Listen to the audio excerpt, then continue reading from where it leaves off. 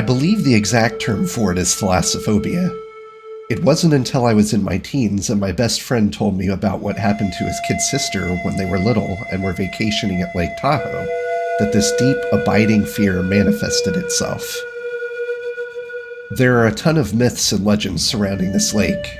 Everything from old Native American legends of burial ground hauntings to stories about the mob and how they dumped the bodies of the people they killed in the deeper parts of the lake.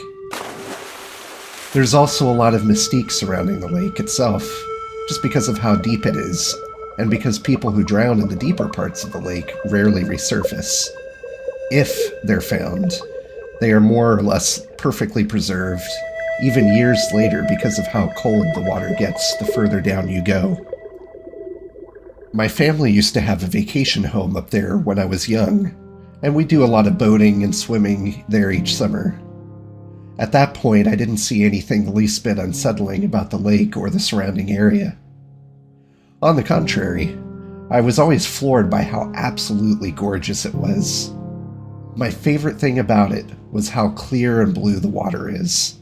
When I'd go swimming, one of my favorite things to do was wear goggles and peer down below me to see this vast, empty, blue void extending down and around me for as far as I could see. I can see how this might bother some people, and maybe if younger me had known more about some of the myths and legends I mentioned earlier, specifically about my friend's experience, I'd have been scared then too.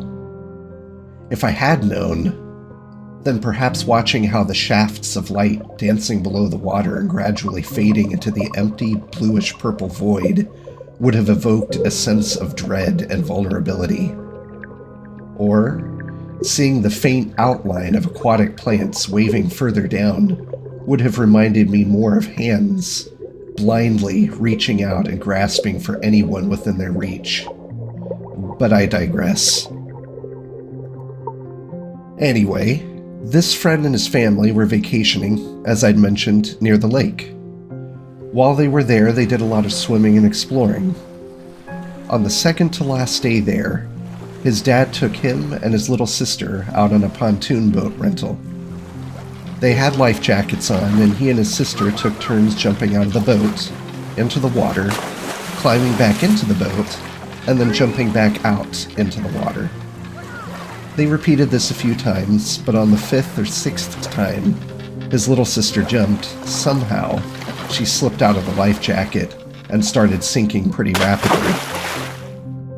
It apparently happened so fast that by the time their dad, who had been keeping a close eye on them, dove in after her, she was already disappearing beyond the clear, well-lit surface into the hazy, bluish-purple depths of the lake.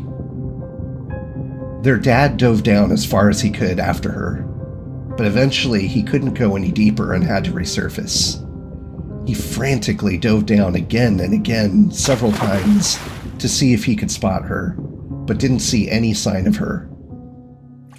Climbing back into the boat, he grabbed his cell phone. Reception can be pretty spotty that far out, but he was able to contact the authorities, who eventually arrived with a dive team to search for the missing girl. Honestly, at that point, I don't think they were expecting to find her alive. Their main goal at that point was probably just to retrieve the body. Their hours-long search extended into the evening by the time they had to call it off. They were back at it the first thing in the morning as soon as it was light enough to see, but were unsuccessful that day as well. My friend and his parents extended their time out there as search and rescue crews tried in vain to recover the body of their little girl. There were even some people searching with dogs along the shoreline, on the off chance she washed up there. It was a long shot, but it ended up paying off in a big way on the fourth day.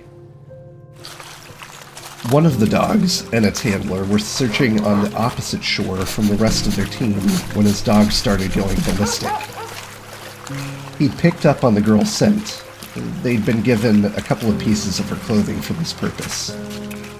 Not only was she found, but she was found miraculously alive, which no one could explain. The thing that really startled the rescuer, though, was that her face had deep scratch marks all over it, and it was clear that the damage extended from her eyes to the rest of her face. It was so bad that she was left blind. But there were no other scratches on any other parts of her small body. Later, when the police were trying to figure out how she had survived and how she had gotten the scratches around her face and eyes, they plied her with questions. She was 5 or 6 at the time, so her answers weren't all that helpful. Based on what little she was able to articulate, she and her brother had been jumping off the boat to see who could make the biggest splash when she slipped out of her life jacket. All she'd say after that was that the cold people from the bottom got her. And whatever that meant, and whatever else she saw, scared her so badly that she had to scratch herself to make herself not see them. She also seemed to be completely unaware that she had been missing for 4 straight days. The way she described it was that she had been down there for maybe a few minutes before she escaped, while simultaneously scratching her eyes, and was almost immediately found by the nice dog and its shocked handler. Now, I didn't know this friend or his sister at the time. It wasn't until years later, when we were all teens, that we met in school, found out we used to vacation in the same spot, and eventually became good friends. By that time, they were both pretty well emotionally adjusted. My friend's sister was actually pretty outgoing, and despite her physical appearance, the scars around her eyes, and her being blind, she was well accepted by most of the other students and was pretty active. When I got to know her and her brother better, they confided in me what had happened when they were little. I got curious, and I probed a bit further about it, and asked what she saw that scared her enough to hurt herself like she did.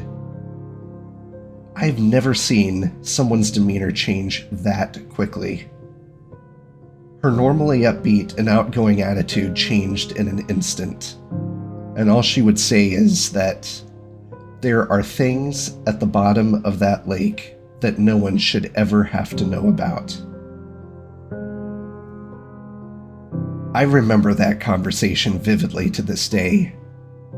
The story itself was enough to make me deathly afraid of swimming in large bodies of water, but seeing the way she shut down so quickly, her unseeing eyes staring blankly at me, and the tears streaming from the one eye that could still produce them, is what really cemented my phobia.